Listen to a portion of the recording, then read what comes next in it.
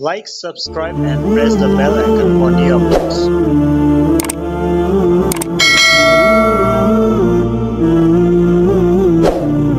نحمده ونصلي ونسلم على رسوله الكريم أما بعد فأعوذ بالله من الشيطان الرجيم بسم الله الرحمن الرحيم وإذ يعدكم الله إحدى الطائفتين أنها لكم وتودون أن غير ذات الشوكة تكون لكم ويريد الله أن يحق الحق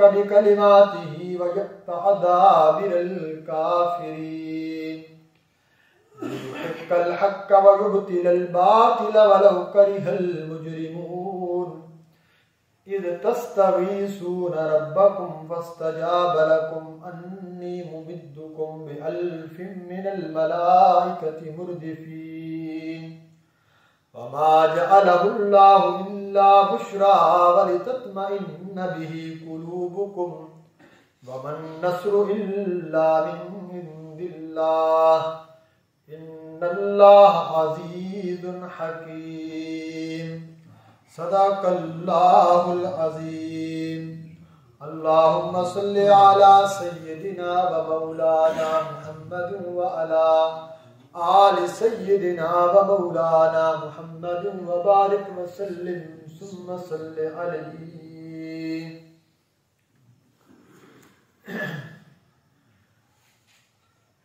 کل کے درس میں غزوہ بدر کی ابتدائی باتیں ہم نے ذکر کی کہ اس میں واقعہ کیسے پیش آیا، امام الانبیاء صلی اللہ علیہ وسلم کیسے تشریف لے گئے اور آپ صلی اللہ علیہ وسلم کے ساتھ کتنے صحابہ تھے، آگے مقابلے میں ابو جہل کتنا لشکر لے کر آیا. یہ ساری باتیں ہوئیں. اللہ نے اس کا ذکر اختصار کے ساتھ صحابہ کے ساتھ یہ ذکر کیا کہ اللہ نے تمہیں نکالا تھا، اللہ کے نکالنے کا مقصد کیا تھا وہ آج کیا رہا ہے. یہ غزوہ بدر لڑی کیوں کر، اللہ نے اس جماعت کو کیوں جانے دیا اور دوسری جماعت صحابہ کے مقابلے میں کیوں لا کر کھڑی کی؟ اس کی بڑی وجہ جو قرآن بتلاتا ہے وہ یہ ہے کہ اللہ فرماتے ہیں کہ اللہ چاہتا تھا کہ آج حق کو غالب کر دے اور باطل کا اللہ ناکام کر دے اور اس کا نام جو اللہ مٹا کے رکھ دے. یعنی بڑے بڑے کفار مارے گئے. آج اللہ اسلام کو وہ قوت عطا کرنا چاہتا تھا بدر کے ذریعے، جو 13 سال تک محنت ضرور تھی لیکن اسلام اس طرح غلبے میں نہیں تھا کہ کسی سے ابھی تک جہاد کو حکم نہیں تھا. باقاعدہ اللہ ایک جنگ کرانا چاہتا تھا، اور اگر مسلمان حضرت ابو سفیان رضی اللہ عنہ کے لشکر پر حملہ کر کے جیت بھی جاتے تو اتنا روب کافروں کو جرم میں نہیں پڑنا. لوگ کہتے 70 بندے 313 نے مار ڈالے اور مار کے پیچھے آئے تھے. اللہ تو یہ چاہتے تھے نا. اللہ نے 313 کو 1000 کے مقابلے میں لا کر کھڑا کیا اور قیامت تک کے لیے یہ ایک قانون بنا دیا کہ کبھی بھی تعداد کو نہیں دیکھنا، اللہ تمہارے دلوں کے ایمان کو دیکھتا ہے. کتنی کم جماعتیں، کم من فئۃ قلیلۃ غلبت فئۃ کثیرہ. اللہ کہتے ہیں کتنی تھوڑی جماعتیں کتنی بڑی جماعتوں پر اللہ نے غالب کر دی. یہ اللہ کی مدد ہوا کرتی ہے. اب اللہ ان آیات میں ایک بات اور بھی ذکر کر رہے ہیں. اللہ کہتے ہیں 2 جماعتیں تھیں، 2 لشکر تھے، ایک ابو جہل کا ایک حضرت ابو سفیان کا. اللہ نے ایک مبہم سوادہ کر دیا. اللہ نے کہا کہ اللہ ان 2 جماعتوں میں سے ایک جماعت پر تمہیں فتح عطا فرمائے. ابھی یہ نہیں پتا کہ کون سی جماعت مقابلے میں آئے گی. تو کچھ صحابہ کے دلوں میں یہ بات آ گئی بہتر تو یہی ہے یہ طبی سوچ ہے، اس کا ایمان سے کوئی تعلق نہیں. اور ہر بندہ یہ چاہے گا کہ جتنا کم نقصان ہو کہ ہمارا مقابلہ حضرت ابو سفیان والے لشکر سے آ جائے، مال غنیمت بھی آ جائے گا، کفار بھی مارے جائیں گے اور جہاد بھی ہو جائے گا. لیکن اللہ کہتے ہیں تم جو سوچ رہے تھے اللہ کی تقدیر اس کے خلاف چل رہی تھی. ہم نے فیصلہ کر لیا تھا کہ اس لشکر کو کچھ نہیں ہوگا، ہم تمہارا مقابلہ ایک دوسری جماعت کے ساتھ کروائیں گے. اب صحابہ کی اس تمنا کو اللہ نے یہاں پر قرآن میں ایک طریقے پر ذکر کیا. اور ظاہری بات ہے دوسری طرف ایک مسلح لشکر ہے، بڑا تیار لشکر ہے، تو اللہ نے اب اس کی وجہ سے بھی صحابہ کا ایک امتحان بھی لینا تھا، اور اپنے امتحان میں وہ کامیاب بھی ہوئے۔ تو انہوں نے کہا پھر بعد میں جب حضور نے تقریریں کرنے کہا، سب نے کہا یا رسول اللہ ہم ہر حال میں آپ کے لیے ساتھ تیار ہیں۔ لیکن اس کے باوجود خود حضور صلی اللہ علیہ وسلم بھی یہ محسوس کر چکے تھے کہ تعداد کا بہت بڑا فرق ہے۔ اگرچہ ہمارا توکل بڑا ہے، لیکن تعداد زیادہ بھی ہو، اگر اللہ کی مدد نہ ہو تو بندہ شکست کھا جاتا ہے۔ آقا کریم صلی اللہ علیہ وسلم نے اپنے خیمے کے اندر حضرت ابو بکر صدیق رضی اللہ تعالیٰ عنہ رات حضور کے پہرے کے لیے کھڑے ہوئے۔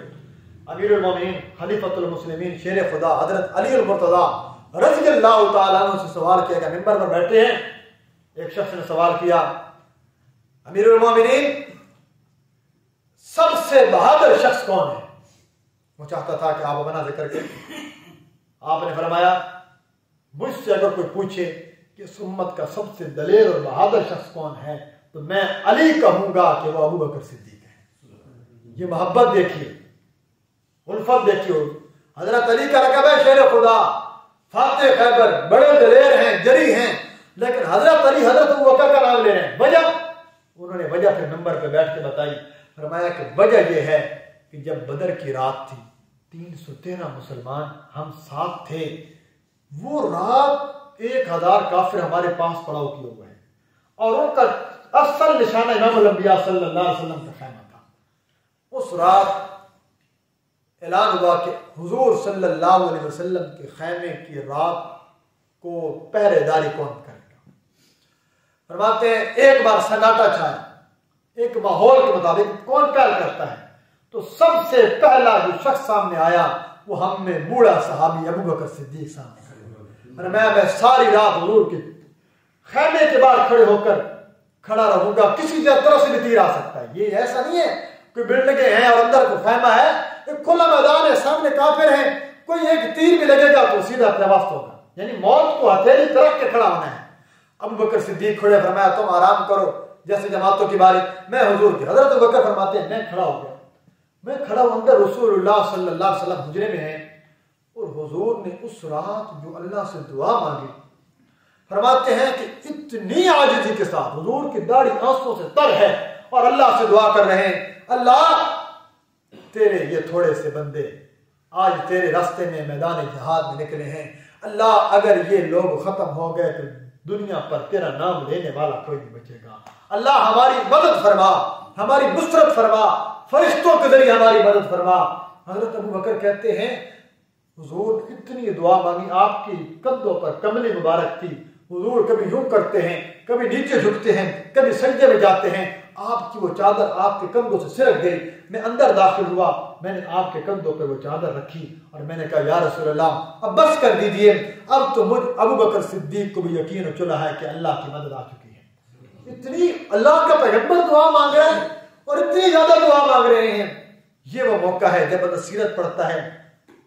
امیر شریعت حضرت سید عطا اللہ شاہ بخاری رحمۃ اللہ علیہ کا ہمارے استاد جملہ سنایا کرتے تھے، ان کا جملہ یہاں یاد آتا ہے، فرماتے ہیں کہ جب میں حضور کے حسن کو پڑھتا ہوں، حضور کے اخلاق کو دیکھتا ہوں، حضور کے چہرے کی حالت کو پڑھتا ہوں، حضور کی عبادات کو دیکھتا ہوں، آقا کریم کے معجزات کو دیکھتا ہوں، تو میرے دل کے اندر ایک آواز آتی ہے، عطا اللہ اتنی بڑی شخصیت، اتنا بڑا مقام، دل مانگتا ہے، دل کرتا ہے کہ میں بھی روز رسول پہ جا کے حضور کے سامنے سجدہ کر دوں اور میں کہوں کہ آپ نے میں نے پیشانی اللہ کے نبی کے در پر جھکا دی ہے۔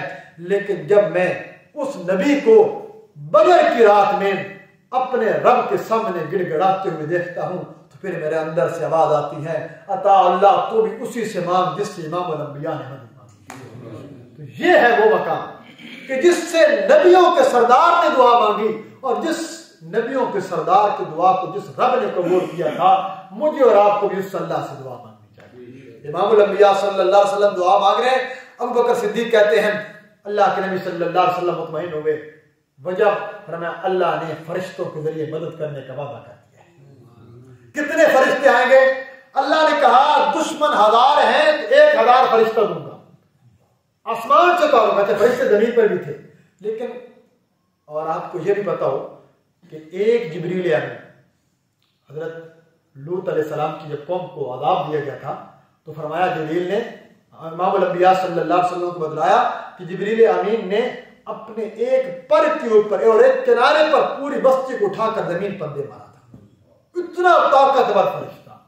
اللہ چاہتا تو صرف ایک جبریل بھی کافی تھا. 1000 بندہ کوئی کام جبریل کے آگے کیا اللہ کی طاقتیں ہیں. لیکن اللہ انسانوں کے ذہنوں کے مطابق بات کیا کرتا ہے. اللہ کہتے ہیں میرے اپنے نبی کے صحابہ کو مطمئن کرنا ہے. وہ 1000 اگر وہ ہیں تو میں 313 تم ہو 1000 فرشتہ بھی ساتھ دے دوں گا.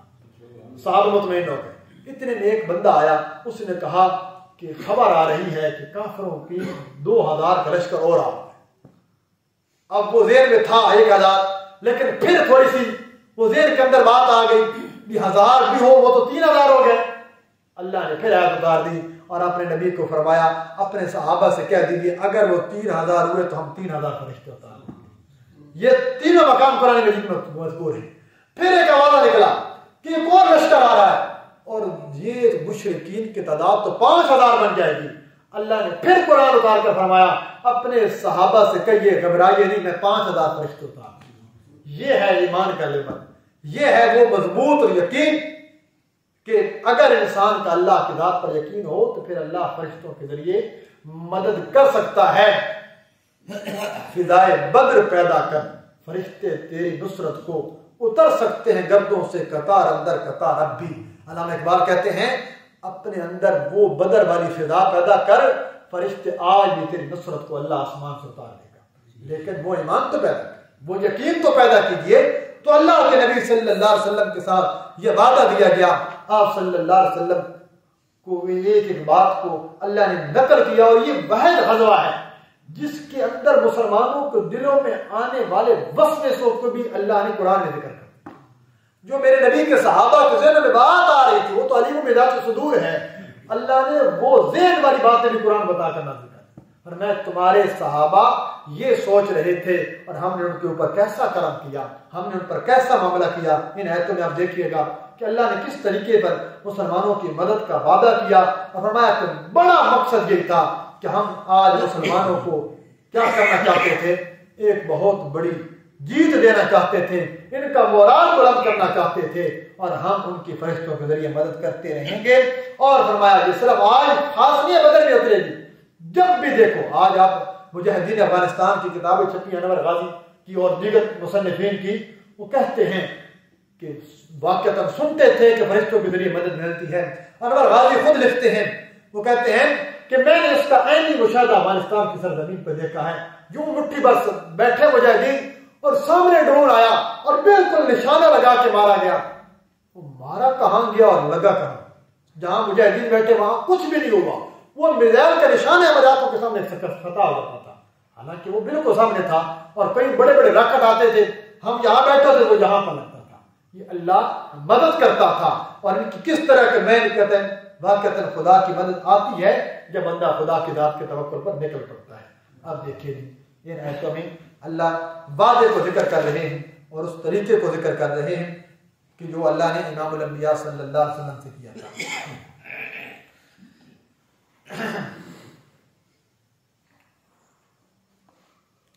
فرمایا وَإِذْ يَعِدُكُمُ اللَّهُ إِحْدَى الطَّائِفَتَيْنِ, اور وہ وقت یاد کرو جب وعدہ کیا تھا تم سے اللہ نے إِحْدَى الطَّائِفَتَيْنِ, 2 جماعتوں میں سے ایک جماعت کا, 2 گروہوں میں سے ایک گروہ کا اللہ نے تم سے وعدہ کر دیا تھا کہ میں ان 2 میں سے ایک جماعت تمہارے قبضے میں دے دوں گا, تمہارے حوالے کر دوں گا.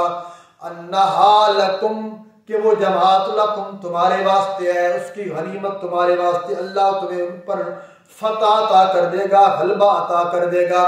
وَتَوَدُّونَ أَنَّ غَيْرَ ذَاتِ الشَّوْكَةِ تَكُونُ لَكُمْ, اور تم چاہتے تھے أَنَّ غَيْرَ ذَاتِ الشَّوْكَةِ, کہ بے شک وہ جماعت جو کانٹے والی نہیں ہے, جو جماعت اسلحے والی نہیں ہے, جو جماعت کے اندر جنگ کا علامت نہیں ہے, جو جنگی جماعت نہیں ہے, تم اس کو ملنا چاہتے تھے, اس کے خلاف لڑنا چاہتے تھے.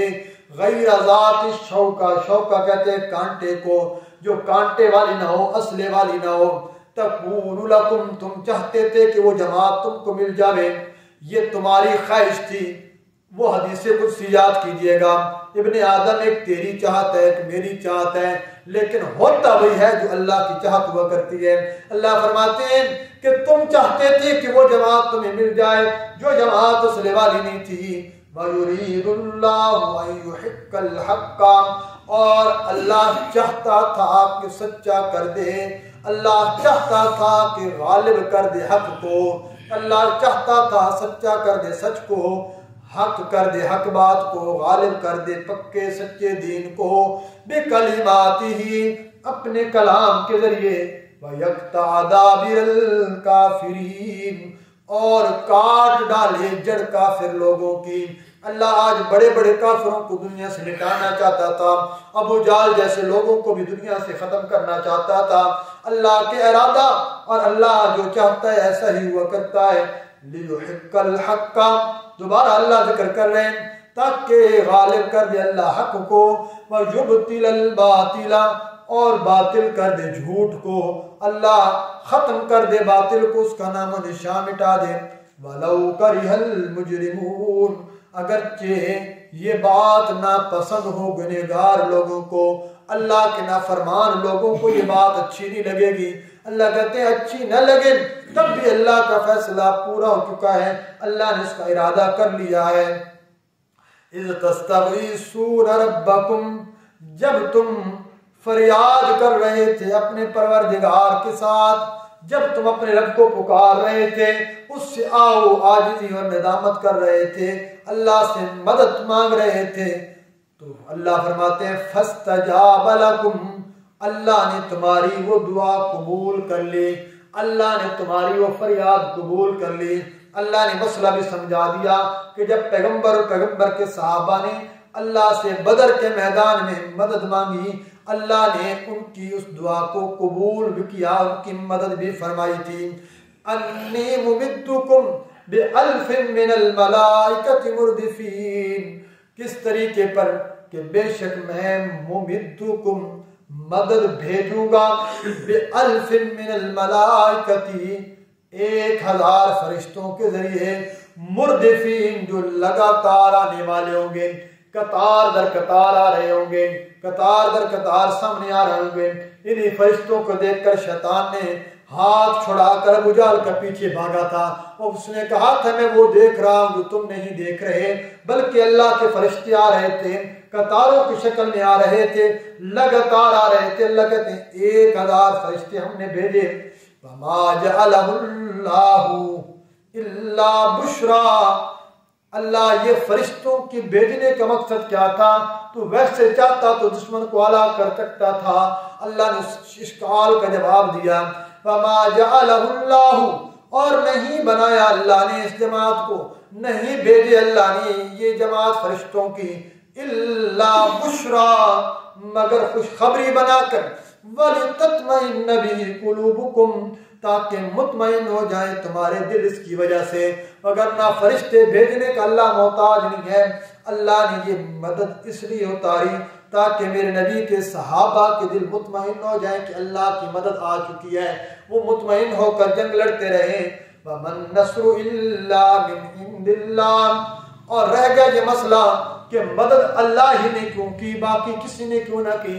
اللہ فرماتے وَمَن نَّصْرُ، اور مدد کر ہی نہیں سکتا، اِلَّا مِنْ عِنْدِ اللَّهِ، مگر اللہ ہی کی طرف سے آیا کرتی ہے۔